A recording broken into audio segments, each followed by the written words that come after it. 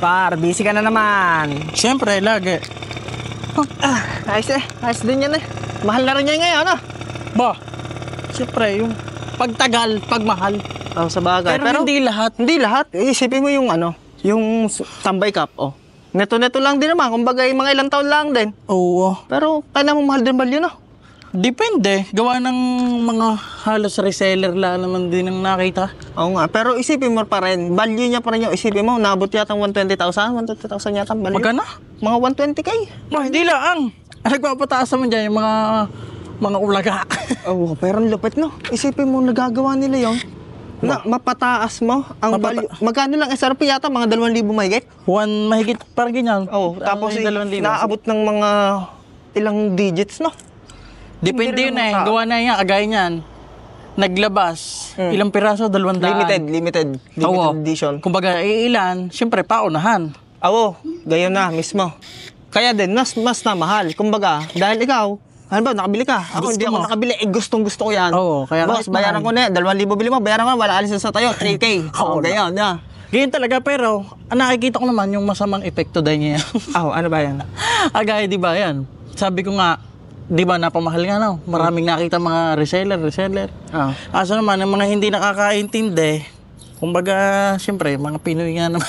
Sa bagay. Ang dami rin hindi makaintindi, Mas madami ang hindi nakakaintindi kaysa sa mga nakakaintindi. Ako ng mga nakakaintindi yan, yung mga nagninegosyo rin. Totoo. Tapos, yung mga hindi naman nakakaunaw, yung mga walang ginagawa sa buhay. Ang iniintindi lang yung mamuna ng ibang tao. Yan Sa bagay kasi... Kagaya ba sisiraan daw na ginagaya laang. O sabihin na natin na meron siyang isang nagaya o marami, gayon. Pero yung ba naman Pero sa bagay kasi... Pero yung ba naman kailangan mo pa namang sabihin pa. Kumbaga pagka talaga may nangyayaring maganda na sa buhay ng isang tao, may apply mo rin talaga. Kita mo, isipin mo yan. Balik tayo dyan sa Tambay Cup. Isipin mo, may apply mo sa buhay ng tao Isipin mo, kung ikaw, hindi ikaw yung target na market ng Tambay Cup, hindi mo siya maintindihan kung ba't ganyan ang value niya. Talaga. Kung ang Tambay Cup na yun ay nandyan sa mga talagang market niya, talagang kayamanan siya. Parang ikaw din, halimbawa ikaw bilang tao. Kung ikaw ay nandoon sa environment na nararapat ka, mahal ka. Magiging maganda para rin sa iyo. Kumbaga, halimbawa yan, nakilala ka sa motor. Nandiyan ka sa niche ng motor. Nasa motor ka ha.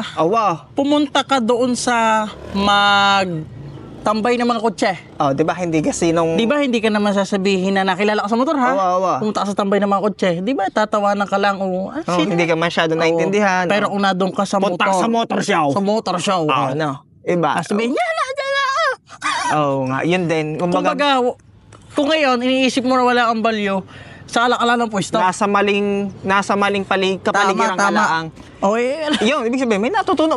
Isipin mo, may natutunan pa tayo dyan sa Tambay Cup na yan. Kung kunin mo yung para sa'yo. Kunin mo lang lagi yung para sa'yo. Hindi yun bilang selfish Tunay. Marami kang naririnig. Kunin mo lang. Yun talagang... Halimbawa, mayroong isa nagtuturo sa'yo na alam mo namang mali siya rin lagi. Yun isa pa. Pakinggan mo pa rin. Kasi meron kang mapupulot na hindi man eksaktong sinabi niya, may sinabi siya na mai-apply mo sa ibang prinsipyo. Tama. Naintindihan kita dyan. Ibig sabihin, yung mga ginagawa mo ngayon, ano ba yan? Hindi na yan nagawa-gawa. Ilang araw ka na dyan Ayos na, boss. Andar na rin niya Ayos din ibig sabihin, pinamamagana mo, boss? Boss, hindi yan. Hindi yan sombrero na kagaya mo na binabash ngayon. Kaya nga, dami nang babash dyan sa Tambay Cup. Pero ako, hanga ako. Hanga ka? Ako naman ako, mayari din ako ng brand. Ganun nangyayari talaga yung paunahan. Bibili ako naman, ako yung tatawa sa iyo. Ikaw yung pinagtatawa na mo kami. Boss. Sige, okay lang. Basta, may kanya-kanya tayo paniniwala. Basta okay tayo, kaibigan. Okay tayo, kaibigan. Magtawa naman tayo o hindi. Okay tayo. Uwi mo na ako. Pinagsasayang na ako ni Mrs. Doon lang ang takot.